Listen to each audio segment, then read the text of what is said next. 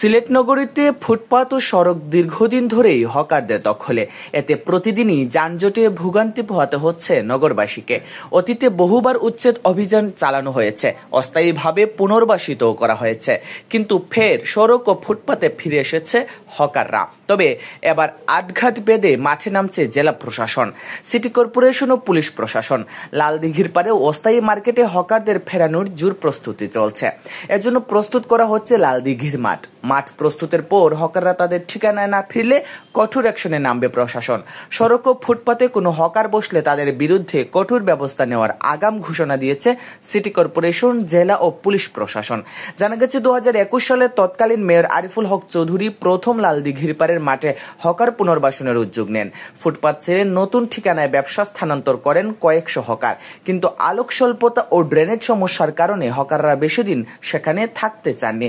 এরপর আনোয়ারুজ্জামান চৌধুরী মেয়রের দায়িত্ব নেওয়ার পর ওই মাঠে ফের হকারদের পুনর্বাসন করা হয়। কিন্তু 2024 সালে 5 আগস্টের পর বিশৃঙ্খল পরিবেশের সুযোগ নিয়ে লালদিঘির পাড় মাঠ ছেড়ে হকাররা ফের চলে আসেন সড়কে। তবে এবার নগরীর ফুটপাত ও সড়ক হকার মুক্ত করতে জোটবদ্ধ হয়েছে জেলা প্রশাসন, সিলেট সিটি কর্পোরেশন ও সিলেট মহানগর পুলিশ। জেলা প্রশাসন ও সিসিকের উদ্যোগে লালদিঘির পাড় মাঠ ব্যবসা উপযোগী করতে সংস্কার কাজে হাত দেওয়া হয়েছে। লালদিঘির পাড় মাঠকে হকারদের ঠিকানা করতে প্রায় 1 সপ্তাহ ধরে চলছে প্রস্তুতিমূলক কাজ। ইতোমধ্যে সিলেটের ঐতিহ্যবাহী কিনব্রিজ হকার মুক্ত করা হয়েছে। প্রশাসনের কঠোরতায় এখন এই ব্রিজে হকার বসার সাহস পাচ্ছেন না। হকার উচ্ছেদ পুনর্বাসন প্রসঙ্গে সিসিকে প্রধান নির্বাহী কর্মকর্তা মোহাম্মদ রেজাই রাফিন সরকার বলেন, লালদিঘির পারে পুরোদমে কাজ চলছে। আমরা চেষ্টা করছি 10 দিনের মধ্যে লালদিঘির পার অস্থায়ী হকার্স মার্কেটের কাজ শেষ করতে। এখানে প্রায় 2 থেকে 3 হাজার হকার ব্যবসা করতে পারবেন। জেলা প্রশাসক মোহাম্মদ সারোয়ার আলম জানান, হকারদের তথ্য সংগ্রহ চলছে, ডাটাবেজ তৈরি হচ্ছে। আগের উদ্যোগের সমস্যা ছিল অবকাঠামো ও পরিবেশ, এবার বিদ্যুৎ, পানি, নিরাপত্তা ও শৌচাগারের ব্যবস্থা করা হচ্ছে।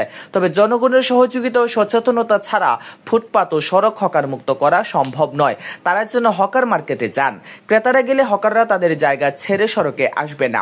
নির্ধারিত সময়ের পর যদি কোনো হকার রাস্তায় বসেন, তবে তাদের বিরুদ্ধে আইনানুগ ব্যবস্থা নেওয়া হবে বলেও জানান জেলা প্রশাসক। সিলেট মেট্রোপলিটন পুলিশের মিডিয়া অফিসার অতিরিক্ত উপকমিশনার মোহাম্মদ সাইফুল ইসলাম জানান, লালদিঘির পাড় মাঠ প্রস্তুতের পর হকারদের পুনর্বাসন করা হবে।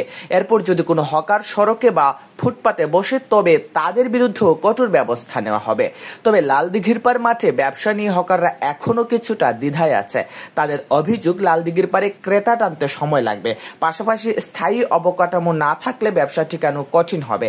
এজন্য অস্থায়ী মার্কেটে হকারদের ব্যবসায়ী উপযোগী পরিবেশ তৈরি করে দিতে হবে।